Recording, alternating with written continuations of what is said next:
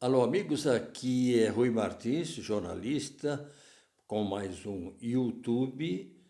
Se você já me conhece, você já pode ir colocando o gostei, like, embora não tenha ainda ouvido o YouTube, mas você já me conhece. Não me conhece, então espera um pouquinho, veja se gosta e compartilhe depois, né, justamente, e deixe um comentário favorável, contrário, isso é à vontade. E se inscreva nesse canal. É importante para que o canal tenha mais possibilidades e mais gente que veja os vídeos. Né? O tema hoje, de onde veio aquela bandeira norte-americana? Podemos dizer assim, de onde veio aquela bandeira gringa? O comentário você poderá dizer, ô Rui, mas isso daí já foi no domingo. Nós estamos com uma data muito maior. Uns para comemorar, outros para chorar. É verdade, é verdade. Mas é importante comentar essa história dessa bandeira norte-americana lá na Avenida Paulista, em São Paulo, porque ela vem praticamente antes. Hein? Ela mostra que havia alguma coisa estranha no Brasil. Aqui há alguma coisa estranha. Porque nós, e você, imagino, achamos um pouco estranho que brasileiros coloquem em primeiro lugar ou no mesmo lugar, e comparando, se bem que na Avenida Paulista a bandeira era enorme e a bandeira brasileira era pequenininha. Acho estranho o fato de se dar uma importância tão grande quanto se deu, justamente naquele dia que era o dia da independência do Brasil, o 7 de setembro. Então, é isso. Se você é dos que estão magoados, evidentemente não vai continuar. Se você é daqueles que estão comemorando os 4-1, vamos para frente. O tema, então, é de onde veio aquela enorme bandeira gringa na Avenida Paulista, no estado de São Paulo, na capital de São Paulo, se você está em outro estado. De onde? Hã? Você tem ideia? Li e ouvi quase tudo que se escreveu, se falou sobre a presença da enorme bandeira dos Estados Unidos aberta e carregada, estava embaixo por uns 300 patriotas na Avenida Paulista, justamente no dia 7 de setembro, como nós falamos, dia da independência do Brasil. A quase totalidade dos comentários se atém ao fato de ter sido o quê? Um desrespeito à soberania brasileira ou uma provocação de traidores da pátria, para os quais os Estados Unidos seriam a pátria dos nascidos nas Américas. Então, 3 Américas, né? América do Norte, América Central e América do Sul. E que história é essa? Eles acham que a América do Norte, ou mais precisamente os Estados Unidos, é a capital das 3 Américas? De repente, de repente. Pelo que eu vou contar, de repente você chega também a essa conclusão. Vamos lá, então. O boné MAGA, aquele boné vermelho, Make America Great Again, já usado numa manifestação anterior, também na Avenida Paulista, pelo governador Tarcísio de Freitas, um entreguista que quer ser presidente do Brasil. Imagina se nós podemos ter um presidente do Brasil que acha que o chefe está em Washington. Hein? Esse cara, evidentemente, é um traidor, o traidor maior. Né? Então vamos lá. Esse boné favoreceu essa confusão, pois coloca a América no lugar dos Estados Unidos. Vejam bem, Make America Great Again, traduzindo, faça a América maior outra vez. Mas que América? São 3 Américas. E qual é a América que você quer? Mas aquela lá do norte? Então, você bota um boné MAGA. Mas peraí, você é brasileiro ou você é americano? Hein, Tarcísio? Ô, Tarcísio, você é brasileiro ou americano? Aham. Então, muitas escolas, fora isso, tem outra coisa. Muitas escolas pode ser que ele se confundiu, né? Vai se saber. Muitas escolas tinham, e talvez ainda tenham, na época que eu estava na escola primária, e eu acho que mesmo no ginásio, hein? Mas né? Eu tenho os meus ouvintes, os meus seguidores, são pessoas mais idosas, como eu. Hein? Então, quando eu fiz primário e ginásio, já faz tempo, hein? Eu fiz no Ginásio Canadá, em Santos primeiro, no Externato Roland, e depois no Colégio Estadual Escola Normal Canadá, em Santos. Né?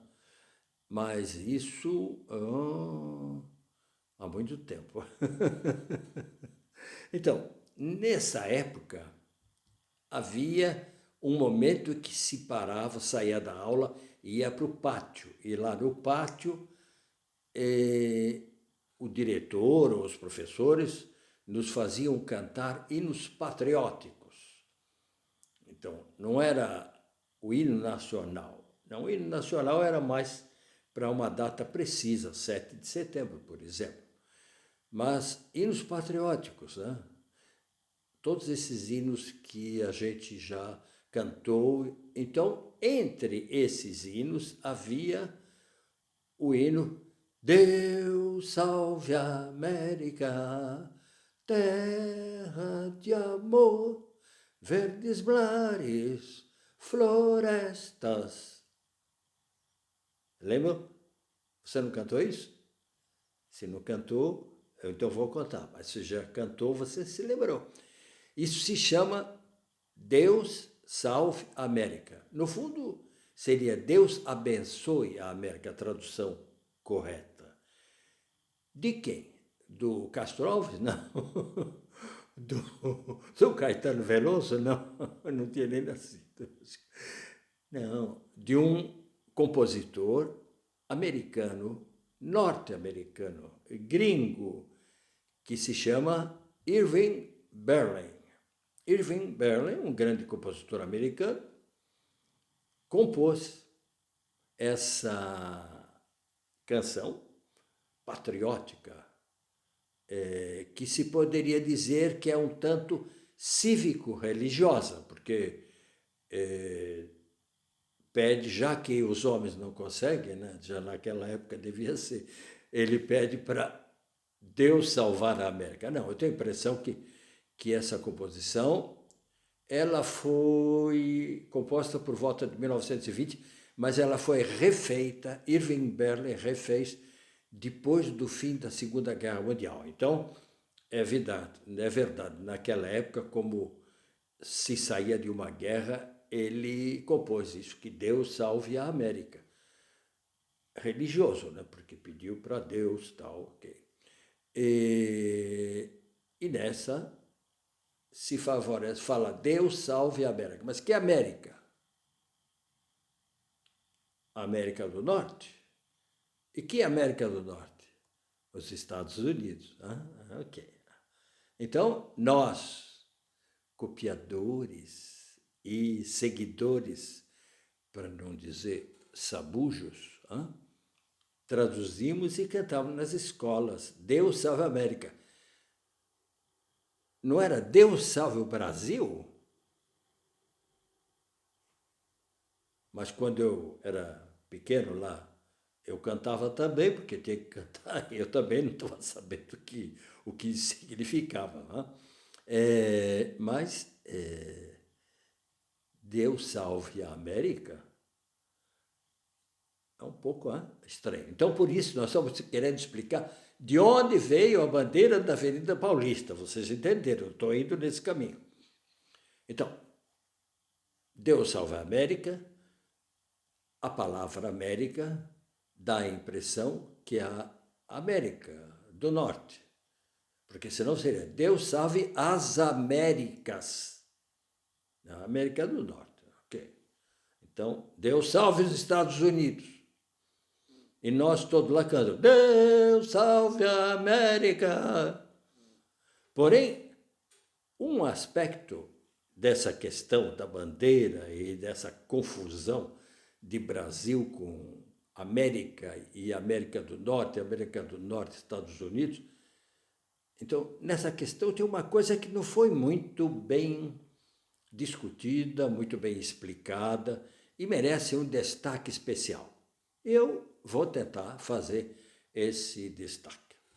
Essa bandeira gringa, maior que as bandeiras brasileiras na Avenida Paulista, não saiu do nada.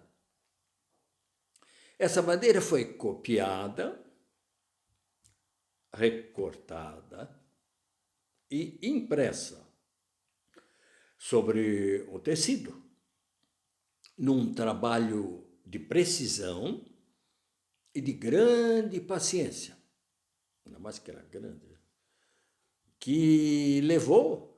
cuja duração se estendeu pelo menos por quantos dias? Não. Por quantas semanas? Não. Por quantos meses? Não. Por quantos anos? Não.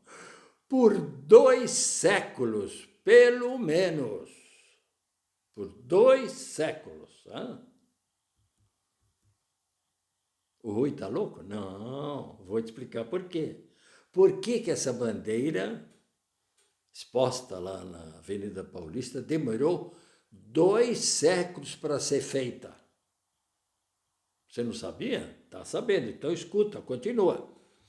Porque o trabalho de colonização mais efetivo, quando um país quer colonizar o outro, o mais efetivo e que não provoca reações, ao contrário de uma invasão militar, é feito como? De uma maneira gentil, de uma maneira amorosa, de uma maneira santa, pela religião. Pela religião. Você não acha que os missionários lá que estão chegando, de Bíblia na mão, estão te invadindo? Não, eles estão querendo te pregar a palavra de Deus. Gente boa, amiga, pode confiar neles. Olha. Então, a melhor maneira de se colonizar, se apossar de um país indiretamente, é pela religião. Porque vai devagarinho, de mansinho, pelo amor. Bom, tem algumas religiões lá, os islamitas que me perdoem, que são um pouco mais violentas, mas nós estamos falando de cristianismo.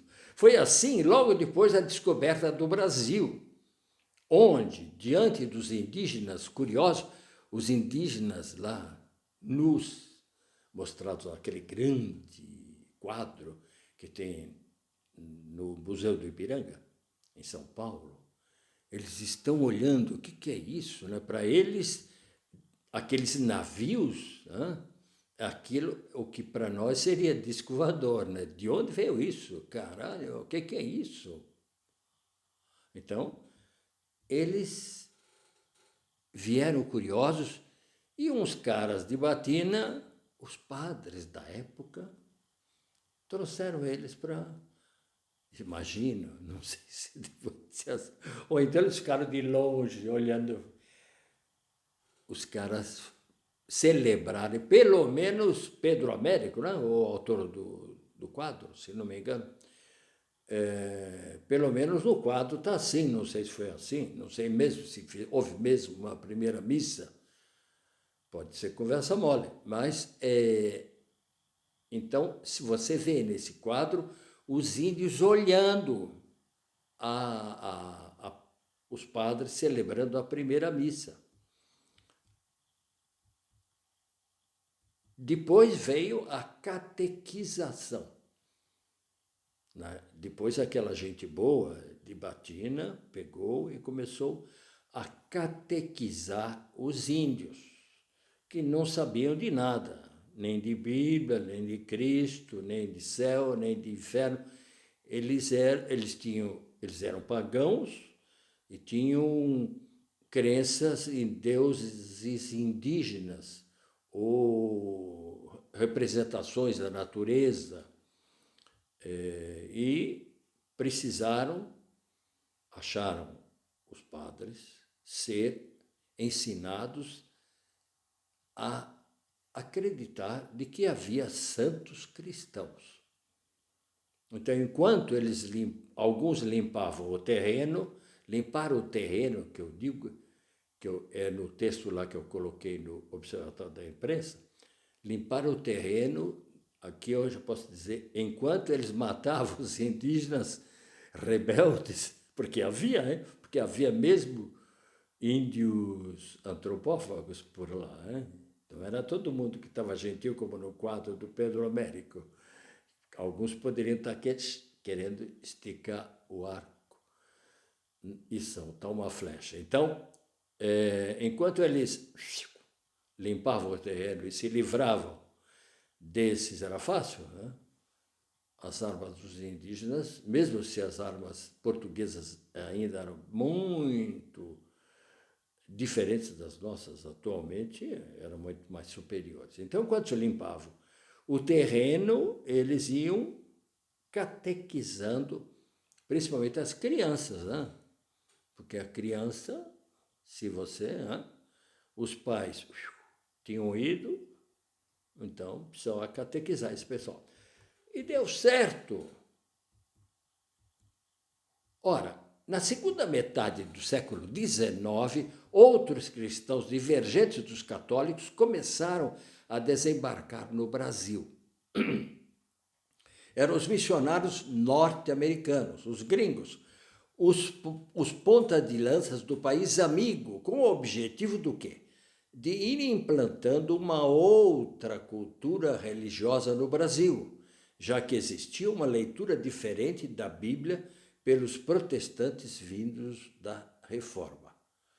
Você sabe que em 1500 e pouco lá, então, houve a divisão, a cisão, a Reforma, Lutero, Calvino, Zwinglio, né? Esse pessoal divergia de Roma, não aceitava o papado, tal, né? Então, na segunda metade do século XIX, eles vieram com missionários para o Brasil, que era católico, que eles achavam que era um país de idólatras, então eles vieram pregar a mensagem do cristianismo pela fé. Os missionários deram sua vida na pregação do Evangelho.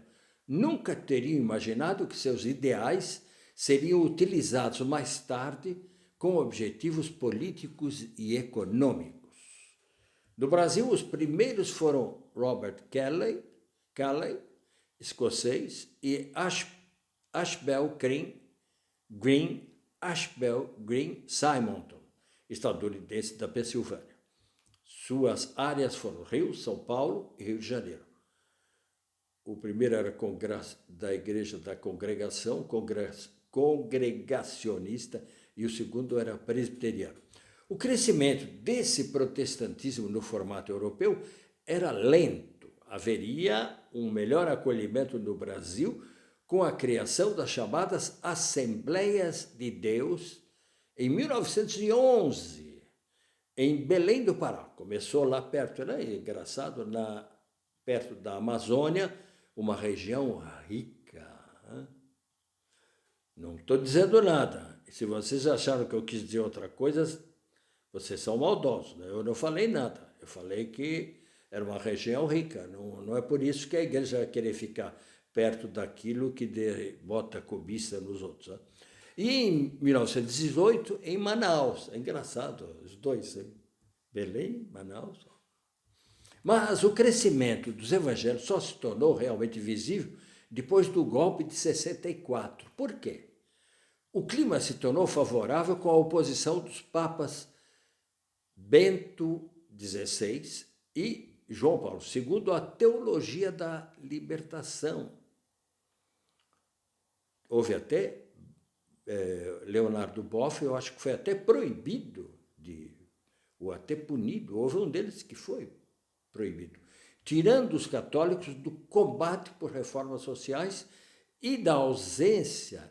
Isso então, por que eles cresceram? Porque os católicos deram marcha ré, ficaram quietos, saíram da luta, porque não queriam reformas sociais, não queriam discutir isso, não iam mais nas áreas que precisavam, e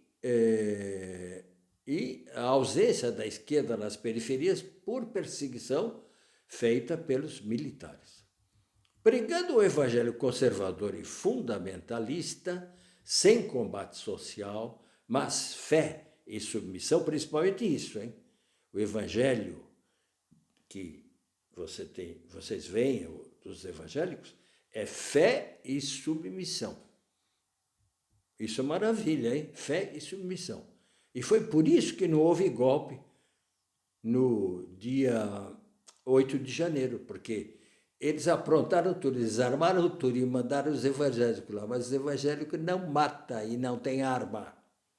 Então eles quebraram tudo, mas não foram muito para frente, porque eles tinham ensinado fé e submissão. E, no fundo, são submissos, são cordeiros, como diz a Bíblia, e como está nos cantos, nos salmos e hinos, de ser cordeiro e ser não combativo.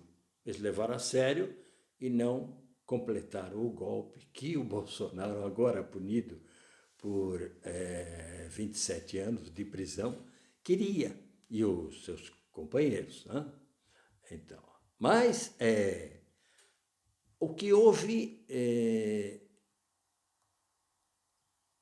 era um evangelho diferente, baseado na fé e submissão, ou então no empreendedorismo com a teologia da prosperidade. Vamos ficar ricos. E mais recentemente com a teologia do domínio, ou a propagação da fé pelo domínio político. Essa teologia do domínio é aquela que favorece o crescimento do evangelho pela política. Então, daí, por essa teoria, o Trump é o Davi, Deus escolhe figuras que não são perfeitas para se impor. E o Tarcísio seria o Davi para os brasileiros. E os Estados Unidos são considerados por eles, evidentemente foram eles que criaram o evangelismo nos Estados Unidos, então os Estados Unidos é considerado o melhor país do mundo. Para a maioria dos evangélicos é uma espécie de antevisão do céu, no qual eles irão, mas só depois de mortos, né? Sem reformas sociais. Né? Ele fala, você vai ficar bem com Deus, mas depois de morto. Enquanto isso, tenha fé e seja submisso. O apoio no Brasil dos evangélicos a Bolsonaro criou a fusão da extrema-direita com a religião popular. que nega a tentativa de golpe de Estado. Eles negam, eles estão achando que foi um crime que fizeram contra o Bolsonaro. O Bolsonaro é inocente, coitadinho. Ele não queria fazer golpe, não. Ele é um santinho. E prega anistia aos golpistas principais, porque há uma versão de uma anistia na qual se anistia só os pequeninhos, só a raia miúda. E eles não querem, eles querem a anistia para os grandes, para os safadões, os pequenos que se ralem. E aplaude uma bandeira gigante dos Estados Unidos aberta na manifestação bolsonarista pela anistia, justamente no dia da independência. E aí eu respondi para vocês de onde veio a bandeira da Paulista. De onde? De onde veio? Você me diz, de onde veio? Conta aí, compartilha aí, conta aí. Eu vou ver se você acertou, respondo. De onde veio essa bandeira? É isso, se inscreva. Se você chegou aqui, você gostou, né? Então, trac, gostei, like lá, como diz o Trump, compartilhe com seus amigos e inimigos evangélicos, os seus amigos evangélicos, e se inscreva, importante. E deixe, então, o comentário. Até lá, até a próxima, que eu já falei demais e vai ser difícil editar esse vídeo. Um abraço, até a próxima.